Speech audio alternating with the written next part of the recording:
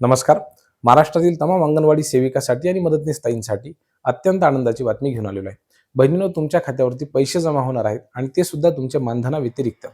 हे जे पैसे ते तुमच्या खात्यावरती प्रत्येक महिन्याला केंद्र शासन आणि राज्य शासन जमा करणार आहे. केंद्र शासन किती रुपये देणार आहे, राज्य शासन किती रुपये देणार आहे, हे पैसे तुम्हाला कोणत्या कारणासाठी मिळणार आहेत, हे पैसे मिळवण्यासाठी हे तुम्हाला पोषण ट्रॅकर ॲप्लिकेशनवरती नेमकं काय करायचं आहे, यामध्ये राज्य शासनाचा वाटा किती आहे, केंद्र शासनाचा वाटा किती आहे, हे पैसे मदतनीस ताईंना वापरता येऊ शकतात का, की हे फक्त अंगणवाडी सेविका ताईंच्याच खात्यावरती येणार आहेत, या पैशाचा वापर तुम्हाला कशासाठी करायचा आहे आणि त्यामधनं काही पैसे उरू शकतात का.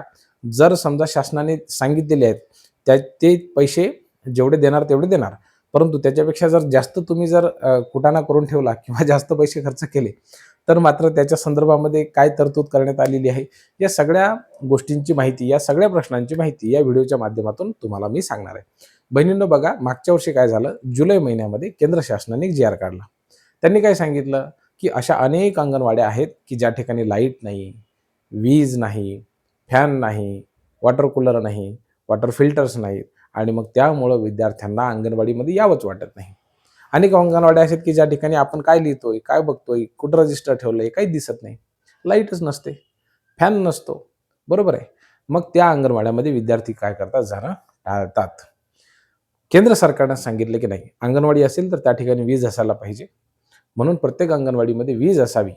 ज्या अंगणवाडीमध्ये वीज असेल तर त्यांनी तशी नोंद पवित्र आपल्याला याच्यावरती करायची, कशावरती, पोषण ट्रॅकर ॲप्लिकेशनवरती करायची. पोषण ट्रॅकर ॲप्लिकेशनवरती जर तुमची त्या अंगणवाडीची नोंद असेल तर बहिणीनं तुमचा विश्वास बसणार नाही, परंतु केंद्र शासनाने तब्बल 6,000 रुपये वार्षिक म्हणजे महिन्याला 500 रुपये तुम्हाला देण्याचं ठरवलेलं आहे. हे पैसे अंगणवाडी सेविकाताईंच्या खात्यामध्ये येतील. ठीक आहे, म्हणजे तुम्हाला एका महिन्याचं वीज बिल देण्यासाठी 500 रुपये हे देण्यात येतील. आता तुम्हाला माहिती आहे की साधारणतः 4 ते 5 तास ही आपली अंगणवाडी सुरू राहते, तर त्यामध्ये जर आपण फॅन वापरला, लाईट वापरला तर 500 रुपये एवढं काही बिल आपल्याला येत नाही, साहजिकच आहे, कमी येते. परंतु तुम्हाला 100 रुपये जरी बिल आलं तरी 500 रुपये मिळणार, तुम्हाला 200 रुपये जरी बिल आलं तरी 500 रुपये मिळणार. आणि जर समजा तुम्ही 600 रुपयाची वीज वापरली तर मात्र तुम्हाला वरचे 100 रुपये जे आहे तर त्या निधीसाठी जी तरतूद आहे तर ती वेगवेगळ्या पद्धतीने करायची आहे. लक्षात आलं का तुमच्या? म्हणजे तुम्हाला प्रत्येक महिन्याला 500 रुपये त्या ठिकाणी मिळणार आहेत, म्हणजे वार्षिक किती झालं तर 6,000 रुपये. ह्या व्यतिरिक्त तुम्हाला आणखी 2,000 रुपये मिळणार आहेत, म्हणजे टोटल किती झाले 8,000 रुपये. तुम्हाला हे 2,000 रुपये आधीपासूनच मिळत होते, परंतु हा जो 6,000 रुपयाचा निर्णय घेतला की नाही, हा अतिशय चांगला निर्णय घेतलेला आहे. आता एक गोष्ट बहिणींनो लक्षात घ्या, हे जे 6,000 रुपये केंद्र शासनाने तो जी-आर जो काढला 1 जुलैला, यामध्ये सगळेच्या सगळे 6,000 रुपये केंद्र सरकार देत आहे असं नाही. केंद्र शासनाचा त्या ठिकाणी वाटा 60% आहे, राज्य शासनाचा वाटा त्या ठिकाणी 40% आहे.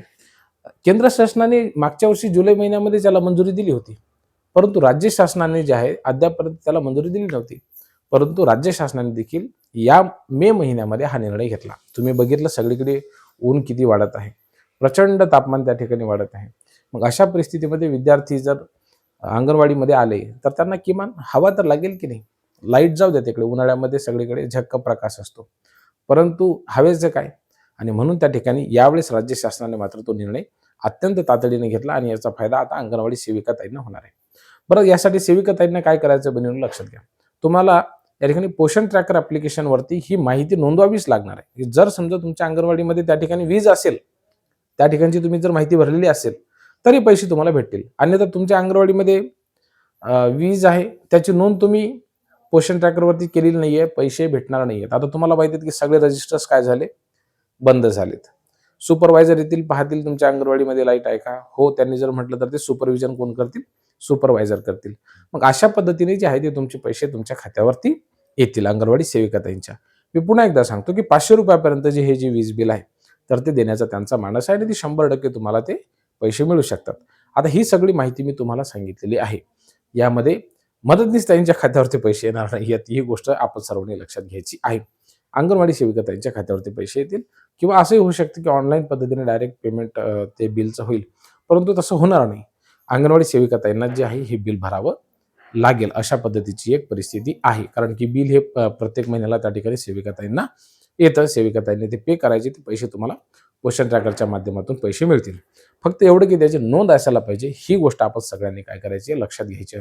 तर अतिशय चांगला निर्णय आहे, स्तुत्य निर्णय आहे याबद्दल तुमच्या मनामध्ये जर काही प्रश्न असतील तर ते आम्हाला कमेंट्सच्या माध्यमातून कळवायला विसरू नका. खूप खूप धन्यवाद बहिणींनो.